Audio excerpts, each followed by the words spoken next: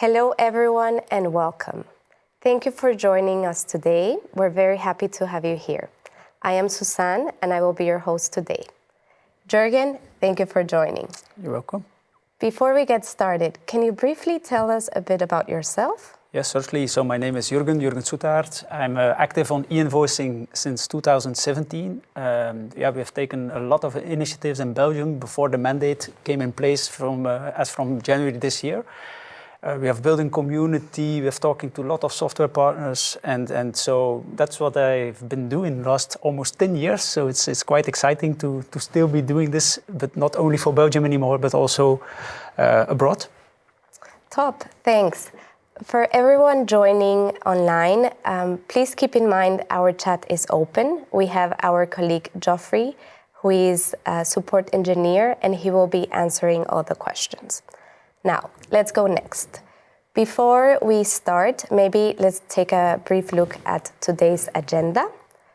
First, we will start by analyzing the status of e-invoicing in Europe.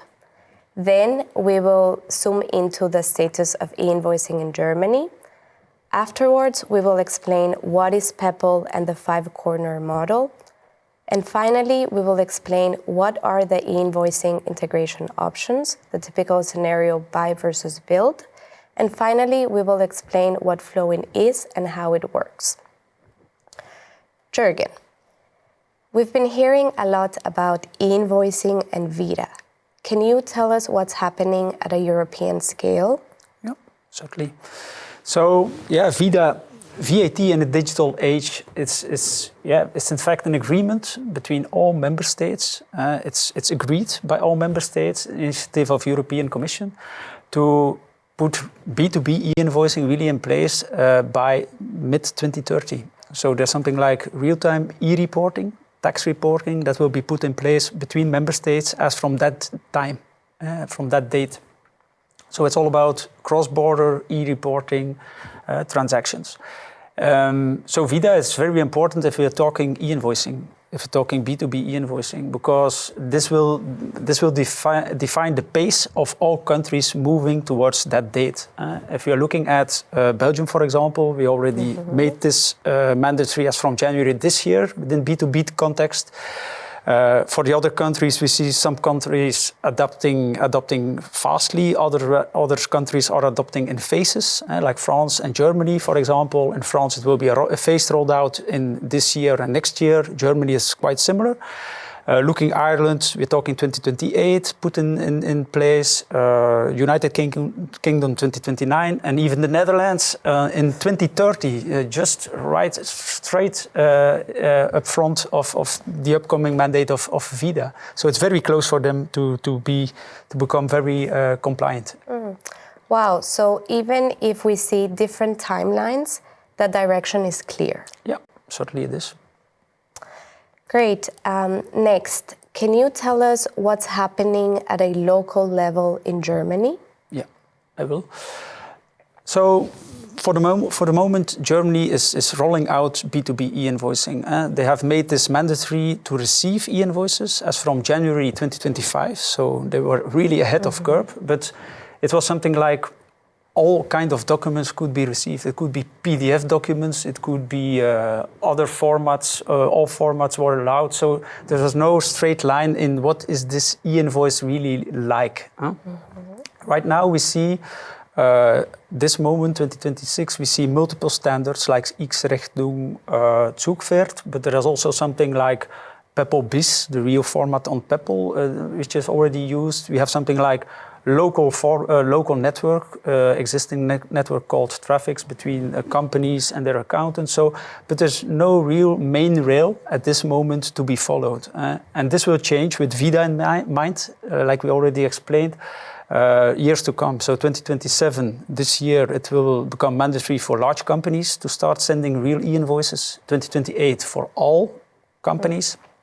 And then finally, with ViDA, also the real-time reporting will become applicable. So that's what it's all about. And so, yeah, we are on that timeline when looking at Germany at this moment. So I think one thing is key for software companies. They need to start preparing now. Yep. certainly. If we compare with Belgium, it's really the moment to do this and not to wait until the rush to the exit, which we saw in Belgium last couple of months. Certainly. And in the context of e-invoicing, we also hear terms like Peppol. Can you explain what Peppol is? Yeah, yes, I will. So, what is Peppol? Peppol is in fact a secure and standard network for exchange of electronic business documents, amongst them e-invoices. The main benefit of Peppol is it's a secure network. There's a standardized document called Peppol B3. It's really a structured format, XML format. There are possibilities to check the participants on the network, to do checkup on this. But really, the network is really, it's an initiative also from European Commission, and it's really made by design to do cross-border interoperability and to enable this. So that's what Peppol is all about. So yeah, it's all about transport. When we are talking Peppol, it's not about compliancy, but it's all about getting this document, this invoice, on the right track, in the right canal, in fact. So I like this comparison that you've provided about Peppol being that transport layer. Now, this brings us to the five-corner model, which is central to Peppol. Can you also tell us more about that? Yeah, I will. So, if you're talking five-corner, I will first explain, I will go through the logic flow of sending an invoice. So when sending an invoice as a company, I'm the sender. So I need to get onto the network. So I need a Peppol access point. And looking at the presentation, you will see the second corner is in fact that access point. When the invoice is at the access point of the sender, it also needs to arrive. It needs to go through the network to arrive at the access point of the receiver. So this brings us to the third corner, after which it is finally sent to the receiver of the invoice. So that's how it works. So there is an open, free choice of access points. Me as a sender can choose my access point, the receiver can do as well, and the access points are communicating amongst each other on a structured and secure way. Another angle here, and that is in fact the fifth corner, is when tax authorities come into the view and into scope. And then we're talking about the fifth corner. And with VIDA in mind, we're really thinking like, okay, when the invoice is sent, it's also directly reported to the tax authority of the sender or to the tax authority of the receiver. So that's how you can see the five-corner model on Peppol. So to summarize, there are no bilateral integrations needed. That's a huge advantage of using a network like Peppol, because, like mentioned, there's a freedom of choice of access points. There's no control by one party. It's really like freedom. Any sender can reach any receiver. The providers, like mentioned, are interchangeable. And you really can scale across countries and sectors. And that's really a huge advantage. If we look how this works right now in Belgium, it's really, it's a nice standard to go for. Certainly. You've explained how Peppol removes complexity and how it enables interoperability. Now, the question for everyone in the room, how can they integrate e-invoicing into their software? Yeah, let's get very concrete. So as a software, you have several options to become compliant, in fact. You can go and choose for an e-invoicing portal. Disadvantage of choosing for an extra portal is there's an extra login, so the users of your software can be frustrated because this means another tool besides your software as a software vendor.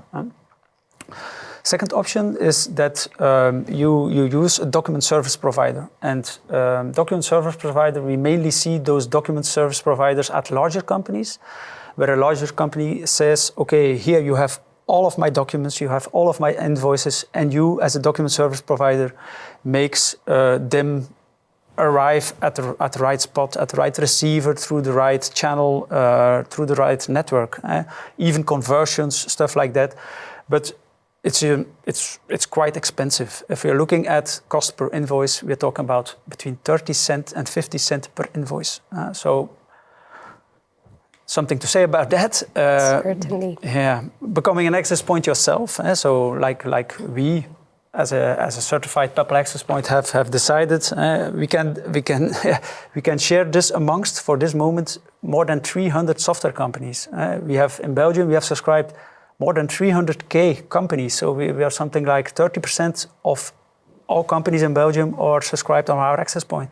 So I just tell this because if you choose, like a software, to become an access point yourself, you need to really think and rethink about it, because it's not only implementing it, it takes a lot of efforts from your development teams. It costs a lot of time and money, not only to develop it, but also to maintain it and to keep up to speed, because it's not only just we will fix this. Last option, and then is in fact partnering with an e-invoicing API. Then you have like something like software. You don't need to know all those things, like already discussed. You just connect to a trustworthy party, and everything is done for you, and you make yourself and your clients to become compliant with upcoming legislation. Easy, right? I think this last option brings us to Flowin. Yeah, with this. So let's go next, and maybe you can tell us what is Flowin? Yeah, yes, I will. Thank you. So Flowin is all about, it's an e-invoicing API. And so we are, in fact, like Flowin, we are an Peppol access point as a service. That's what we are. And we offer this through an API. And if we're looking at future, near future, in fact, because 2030 is not that far away, then we are really convinced that each company will need a software. And when talking software, we are not talking about Word and Excel or a mail with PDF. We're talking like really invoicing software. So Peppol is the network, like we discussed already, to make this possible and to exchange those documents. With Flowin, you're able to send and receive invoices on that network. And there's a predictable pricing model. We experienced in Belgium and neighboring countries that softwares really appreciate this predictable pricing model. So they don't pay per document, per end user, per user of their software, so they know exactly what they will pay. We offer it surely on a safe way. We keep it up to date, stuff like that. So softwares don't bother or don't need to bother about compliancy and about keeping up to speed. Mm-hmm. So certainly the predictable pricing model and secure layer is something that customers really appreciate. Mm-hmm. Now, can you tell us how Flowin works from a technical perspective? Yeah, certainly. So here you see three columns. You see as a software or a company, your own infrastructure and your application. You see the second column like the Flowin infrastructure, and the third layer is in fact the Peppol infrastructure. When we are talking implementing our API, we see your infrastructure, your software, product, and our Flowin API, in fact. And you will see you have several possibilities through your software in communication with our API. You can onboard your customer, you can search on Peppol, you can send a document, but you can also receive a document if there's a document available or an invoice available from one of your clients. Talking API, so the APIs we are offered to software partners. We're talking about API to manage your clients, to search receivers, to send documents, to download those documents, and to also poll statuses. So you can really get the feedback from our API, the needed feedback you want to receive. Looking at the Peppol layer, you see, and that's really on Peppol level, there's possibility to check the receiver, deliver the documents, receive the documents, and also do the registration of receivers. So in fact, we are doing all the hassle for the Peppol thing, and the Peppol layer, we are doing this for our software partners. So they only communicate with us, and behind this, it's important they know, we do all the things in communication with the network, with the Peppol network. Great. one thing more. Yes. Okay. There's also a possibility in our API to work through webhooks. So on several levels, we provide feedback to our software partners. This is on the level of the document has been, if we receive a document, we give the possibility through webhooks to deliver notification to the software there's a new document available for their clients. The document status, but also registration status can be pulled or can be notified via webhook. Perfect. So you mentioned over 300 software partners have already chosen Flowin. Yep. Thanks to the straightforward API, powerful features, and great support. Can you help us summarize in one brief sentence why Flowin is the right option? Okay. Yeah, in fact, Flowin manages all connectivity and compliance. So you can focus on your product, and you don't need to bother about all the other stuff on Peppol and regulations. We all do this for our partners, and they connect with us. So in summarized, it's really like you can focus on your software. We do the rest. Seems effortless. Yeah, it is. Thank you, Jurgen. We are coming closer to the end of our session. I believe there are some interesting questions in the chat, so maybe we can pick up a few. Yeah, certainly. Yeah? Let's do it. Great. So I see that someone asked, what is the difference between the test and production environment? Yeah. Yeah, after having calls with softwares, with new prospects, for example, we offered possibility to start testing. So they receive really like login password to do testing on the Peppol network, but it's a test network of Peppol. So they really can experience how it is to like it's real, in fact. After they have done some tests and sending and receiving, and we offer possibility to pass to production after we have negotiated contracts, stuff like that. So that's the procedure, how we work with our new partners to get them live and onboarded on the network. Clear. I also see that there's a question regarding pricing. Okay. So if we can give a high-level view. Yep. Certainly. So, in fact, like mentioned, we are offering a predictable pricing model. So a software enters can become very concrete. And if a software has, for example, 250 end users, we're talking about €205 a month. So something more than 80 cents per end user per month they are paying for making them compliant and making them send and receive on the network.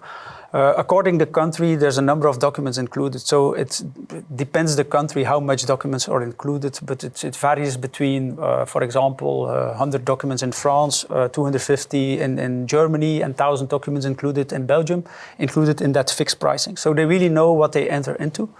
And that's, it's experienced as one of our main advantages, to be very predictable and not needing, like a software, not needing to count each document, each invoice for your customer each month. That removes a lot of complexity. Yeah, it does. Finally, I see one last question regarding the countries. So can you tell us to which and from which countries you can send invoices? Yeah. Certainly. I will start with the countries we are supporting, and that's an important one to start with because for the moment we are supporting 6 countries and the 7th on its way. So we're talking about, besides Belgium, also Netherlands, Luxembourg, Germany, Ireland, Sweden, and France as from June. What do I mean with this? It is possible as a software to onboard your customers located in one of these countries. So that's important. So they can start, they need to be located in one of those countries to be able to use Flowin. This is mostly on sending part important. On the receiving side, it doesn't matter where the customer of your customer is located. Okay. So once onboarded on our API in one of those 6-7 countries, you can send to wherever the receiver of the invoice is located. So if they are only joinable on the Peppol network, it's possible to region. Perfect. Thank you everyone for joining. Thank you, Jurgen, for all the insightful information. We've come to the end of our session. We will send the recording in the coming days, so don't hesitate to send your questions in the meantime. It was a pleasure to host this session, and we hope to see you next time.